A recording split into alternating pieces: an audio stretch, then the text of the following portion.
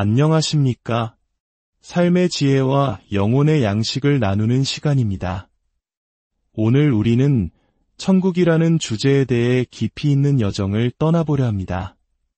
많은 이들에게 천국은 막연한 동경의 대상이거나 죽음 이후의 세상이라는 추상적인 개념일지 모릅니다.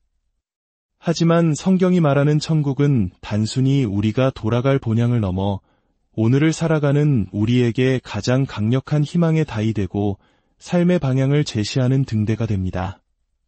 본격적인 이야기에 앞서 잠시 주님의 은혜를 나누는 시간을 갖고자 합니다.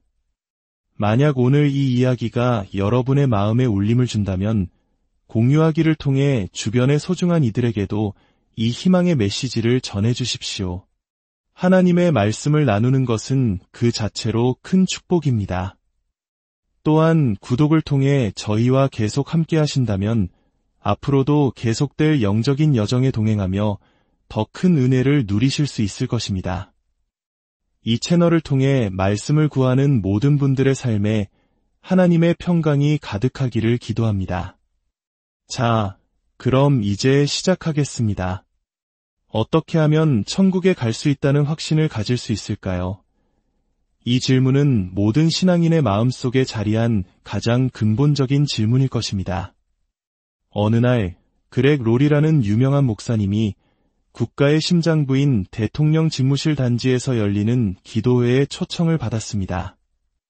그는 성경과 설교 노트를 들고 약속된 시간에 정문에 도착했습니다. 하지만 예상치 못한 일이 벌어졌습니다. 경호원들이 그의 앞을 막아선 것입니다. 어찌된 영문인지 공식 방문객 명단에 그의 이름이 누락되어 있었던 겁니다. 최고 권력의 중심지로 향하는 문 앞에서 그는 발길을 돌려야 할 위기에 처했습니다. 다행히 잠시 후 행정착오였음이 밝혀지고 그는 무사히 안으로 들어갈 수 있었습니다. 하지만 이 짧은 순간의 경험은 그에게 아주 중요한 영적 교훈을 남겼습니다. 그는 훗날 이렇게 회고했습니다. 그 순간 저는 훨씬 더 심각한 상황을 떠올렸습니다. 바로 예수님께서 말씀하신 어떤 이들이 영원의 문턱에 섰을 때 겪게 될 비극적인 일말입니다. 그들은 당연히 천국에 들어갈 것이라 기대하겠지만 그들의 이름이 생명책에 기록되어 있지 않아 들어갈 수 없게 되는 바로 그 상황을 말입니다. 이 이야기는 오늘 우리가 나눌 첫 번째 주제의 핵심을 관통합니다. 바로 천국에 들어갈 수 있는 유일한 길은 무엇이며 어떻게 그 길 위에 설 수 있는지에 대한 것입니다. 첫째, 우리는 예수님의 경고에 귀를 기울여야 합니다. 예수님께서는 모든 사람이 천국에 가는 것은 아니라고 분명히 말씀하셨습니다. 많은 사람들이 결국에는 모든 사람이 어떻게든 천국에 가지 않을까? 하나님은 사랑이시니 결국 모두를 구원해 주실 거야라고 막연하게 생각합니다. 하지만 예수님은 단호하게 말씀하셨습니다. 나는 길이요, 진리요, 생명이니 나로 말미암지 않고는 아버지께로 올 자가 없느니라. 천국은 우리가 선한 삶을 살려고 노력하거나 고결한 철학이나 종교 시스템을 믿는다고 해서 갈 수 있는 곳이 아닙니다. 왜냐하면 우리 모두는 하나님의 완전한 기준에 미치지 못하는 죄인이기 때문입니다. 구원은 오직 예수 그리스도를 믿는 믿음을 통해 하나님과의 관계가 회복될 때 주어지는 선물입니다. 어떤 이들은 이것이 너무 편협한 생각이라고 비판할지도 모릅니다. 하지만 예수님께서는 산상수훈에서 이렇게 말씀하셨습니다. 좁은 문으로 들어가라. 멸망으로 인도하는 문은 크고 그 길이 넓어 그리로 들어가는 자가 많고 생명으로 인도하는 문은 좁고 길이 협착하여 찾는 자가 적음이라. 또한 주님은 이렇게 경고하셨습니다. 나더러 주여 주여 하는 자마다 다 천국에 들어갈 것이 아니요 다만 하늘에 계신 내 아버지의 뜻대로 행하는 자라야 들어가리라. 그렇다면 아버지의 뜻은 무엇일까요? 요한복음 6장 40절은 답을 줍니다. 내 아버지의 뜻은 아들을 보고 믿는 자마다 영생을 얻는 이것이니 예수 그리스도만이 유일한 길이라는 진리는 기독교의 핵심입니다. 저명한 신학자 존 메가더는 이렇게 말했습니다. 그리스도의 유일성을 희석시키는 것이 복음을 더 매력적으로 만들 것이라 생각하는 것은 큰 착각입니다. 만약 기독교가 신에게 이르는 여러 길 중 하나에 불과하다면 복음은 아무런 의미도 갖지 못합니다. 복음의 진정한 힘은 오직 그리스도만이 죄를 대속하셨고 따라서 그를 믿는 자들에게 하나님과의 화해를 제공할 수 있는 유일한 분이라는 절대적인 유일성에 있습니다. 둘째, 우리는 예수님의 사역을 이해해야 합니다. 하나님께서는 왜 이토록 유일한 길을 정해두셨을까요? 그 계획은 지극히 합리적이고 논리적입니다. 성경은 모든 인간이 죄를 지어 하나님의 영광에 이르지 못했다고 말합니다. 거룩하시고 완전하신 하나님 앞에 죄가 있는 인간은 설 수 없습니다. 그래서 우리는 하나님과 단절되었습니다. 하나님께서는 이 문제를 해결하시기 위해 아브라함이라는 한 사람을 택하시고 그를 통해 이스라엘 민족을 이루셨습니다. 그리고 그 민족을 통해 메시아, 즉 구원자이신 예수 그리스도를 이 땅에 보내셨습니다. 예수님은 성령으로 잉태되어 동정녀에게서 나심으로 완전한 인간이자 동시에 완전한 하나님이셨습니다. 이 두 가지 본성을 동시에 지닌 분은 역사상 예수님이 유일하며 앞으로도 없을 것입니다. 우리를 구원하시기 위해 예수님은 반드시 하나님이셔야 했습니다. 죄악된 세상에서 우리를 건져 천국으로 이끄실 힘은 오직 창조주 하나님께만 있기 때문입니다. 또한 죄 없는 완전한 인간이셔야만 우리의 죄를 대신할 완벽한 희생 제물이 되실 수 있었습니다. 흠없는 어린 양처럼 예수님은 십자가에서 피 흘려 죽으심으로 우리의 모든 죄값을 치르셨습니다. 이것이 바로 사도 베드로가 예루살렘에서 담대히 외쳤던 이유입니다. 다른 이로서는 구원을 받을 수 없나니 천하 사람 중에 구원을 받을 만한 다른 이름을 우리에게 주신 일이 없음이라. 인도네시아의 독실한 무슬림 가정에서 자란 위티라는 젊은 여성이 있었습니다. 그녀는 패션 디자인을 공부하기 위해 독일로 유학을 갔고 그곳에서 한 친구로부터 성경을 선물 받았습니다. 요한복음을 읽기 시작한 그녀는 내가 진실로 진실로 너희에게 이르노니 라고 반복해서 말씀하시는 예수님의 모습에 큰 충격을 받았습니다. 그녀가 자라온 환경에서는 구원이 불확실한 것이었지만 성경은 예수님께서 그녀의 죄를 위해 죽으셨다는 확실한 보증을 약속했습니다. 가족을 잃을지도 모른다는 두려움에 고뇌하던 어느 날 밤 그녀는 꿈에서 예수님을 만났습니다. 예수님께서는 그녀에게 말씀하셨습니다. 위티야, 내가 곧 길이요, 진리요, 생명이니 나를 따르라. 그날 밤 그녀는 기숙사방에서 홀로 예수 그리스도를 자신의 구주로 영접했습니다. 셋째, 우리는 예수님의 환영을 소망해야 합니다. 우리가 예수님께 삶을 드릴 때 우리 앞에는 놀라운 미래가 펼쳐집니다. 베드로후서 한 장은 이렇게 약속합니다. 너희가 이같이 하면 우리 주 곧 구주 예수 그리스도의 영원한 나라에 들어감을 넉넉히 너희에게 주시리라. 넉넉한 환영, 풍성한 환영이라는 말을 주목하십시오. 여러분은 살면서 그런 벅찬 환대를 받아본 적이 있으십니까? 우리 한국인들은 올림픽이나 월드컵에서 금에 환영하는 선수들을 뜨겁게 맞이했던 기억이 있습니다. 수많은 인파가 거리를 가득 메우고 환호와 박수로 영웅의 귀환을 축하합니다. 세상의 영웅들도 이처럼 성대한 환영을 받는데 하물며 만왕의 왕이신 주님께서 우리를 위해 예비하신 풍성한 환영은 얼마나 더 영광스럽고 벅찰까요? 물론 그곳에 카퍼레이드나 행진밴드가 있을지는 알 수 없습니다. 하지만 우리는 수많은 종이 꽃가루보다 더 귀한 것을 받게 될 것입니다. 바로 예수님의 따뜻한 미소와 잘하였도다. 착하고 충성된 종아라는 칭찬의 말씀입니다. 그것만으로도 충분하지 않겠습니까?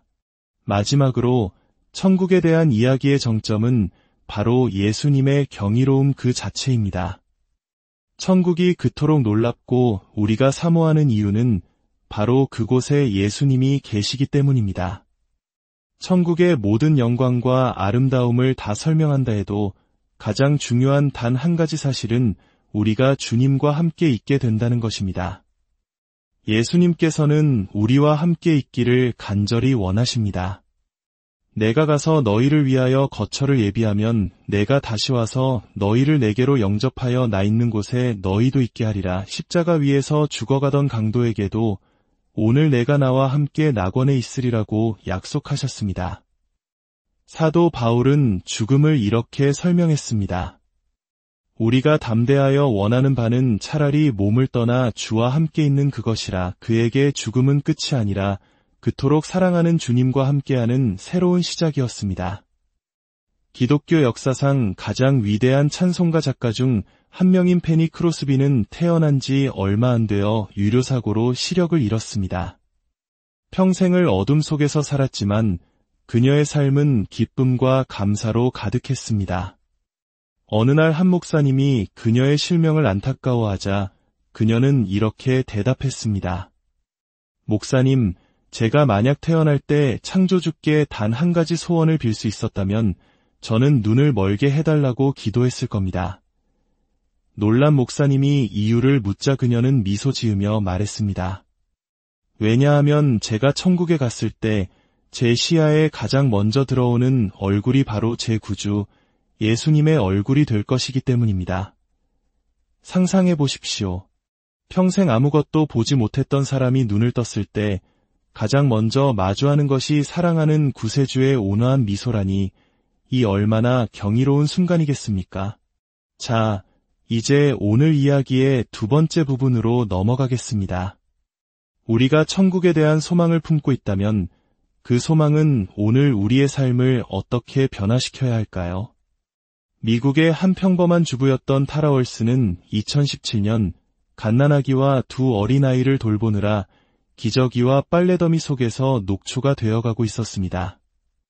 어느 날 그녀는 남편에게 선언했습니다. 여보, 7년 뒤인 2024년에는 무슨 일이 있어도 우리 가족 평생 잊지 못할 아주 멋진 여행을 떠날 거예요. 그녀는 진심이었습니다. 그날 밤 달력에 2024년을 동그라미 친 후 그녀의 가족은 7년 동안 그 여행만을 목표로 살았습니다. 사업을 정리하고 직업을 바꾸고 8년 동안 단 한 번의 휴가도 가지 않았습니다. 모든 결정이 오직 일생일대의 여행이라는 목표를 향해 있었습니다. 마침내 2024년이 되었고 그들은 7년간의 꿈과 희생의 결실로 캘리포니아와 멕시코, 카리브해를 여행하는 몇 달간의 대장정을 떠났습니다. 이 가족의 이야기는 우리에게 중요한 사실을 일깨워줍니다. 미래의 약속이 현재의 선택에 얼마나 강력한 영향을 미치는가 하는 점입니다. 7년 뒤의 여행이라는 목표는 고된 육아의 나날을 견디게 하는 힘이 되었고 혼란스러울 때 방향을 제시했으며 기다림 속에 기쁨을 주었습니다. 이것이 바로 천국이 우리 삶에 미치는 영향력의 작은 그림자입니다.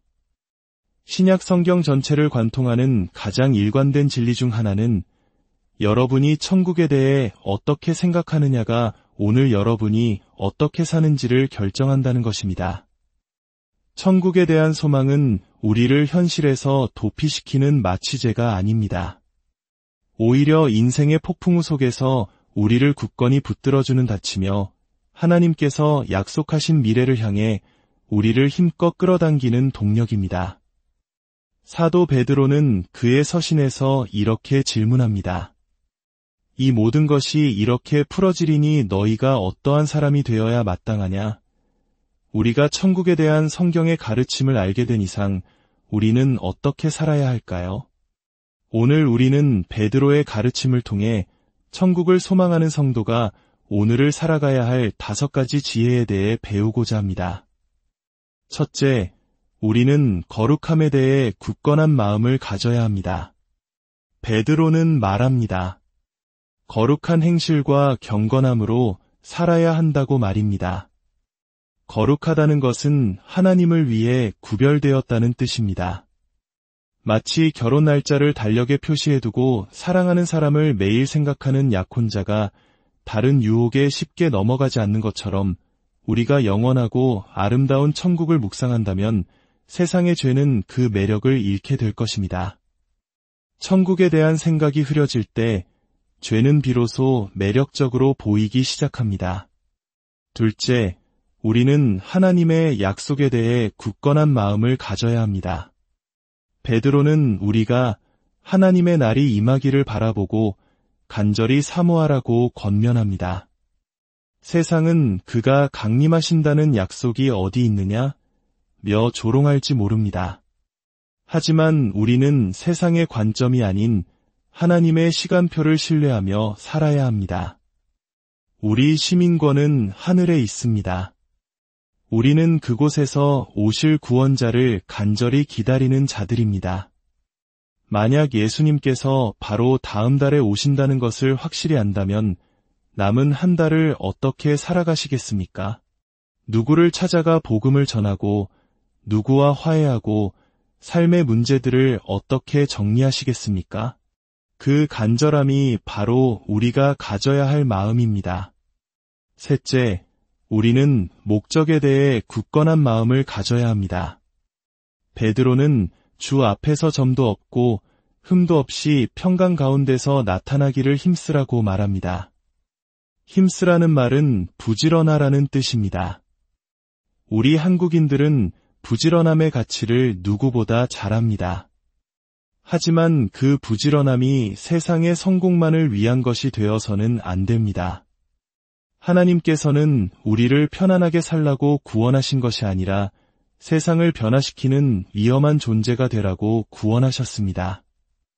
우리 주님은 내가 올 때까지 장사하라고 명하셨습니다. 이것은 주님이 오실 때까지 우리가 가진 은사와 재능을 부지런히 사용하여 하나님 나라를 위해 일해야 함을 의미합니다. 넷째, 우리는 신앙 고백에 대해 굳건한 마음을 가져야 합니다.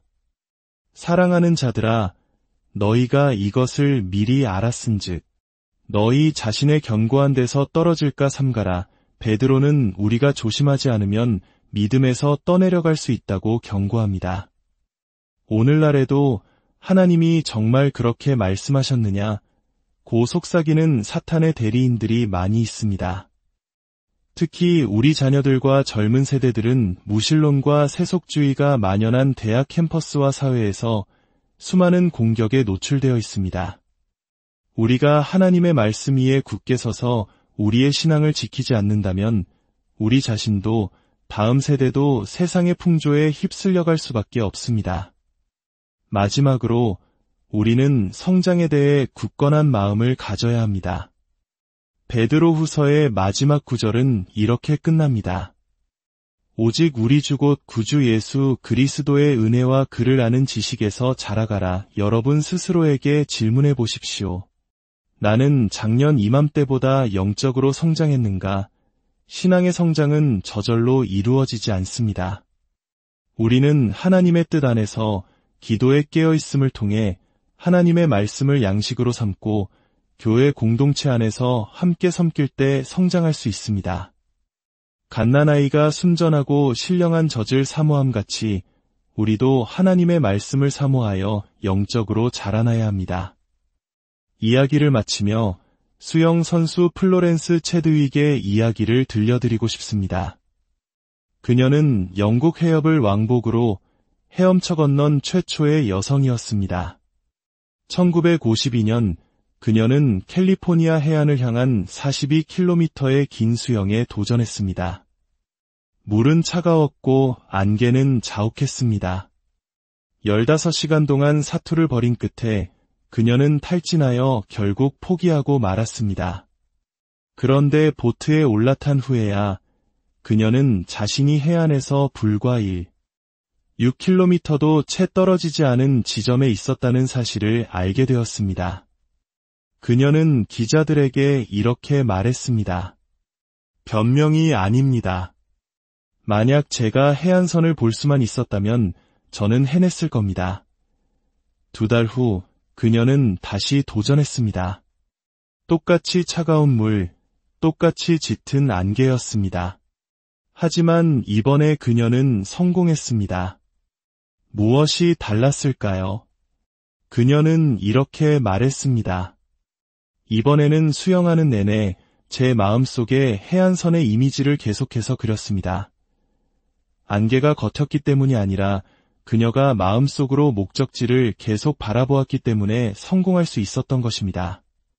성도 여러분, 천국이 바로 우리의 해안선입니다. 인생의 안개가 짙어지고 하루하루가 길게 느껴지며 고된 싸움에 지쳐갈 때 저 너머에 우리를 기다리고 있는 영원한 본향이 있다는 사실을 기억하십시오. 이 소망이 우리에게 계속해서 헤엄쳐 나아갈 용기를 줄 것입니다. 이 땅에서의 삶이 이야기의 끝이 아님을 기억하십시오. 우리가 믿음의 경주를 계속한다면 저편에는 너무나 아름다운 것들이 우리를 기다리고 있습니다.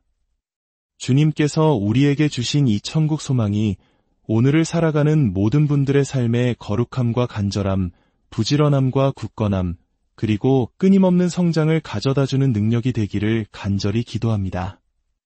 여러분의 매일이 천국을 향한 힘찬 발걸음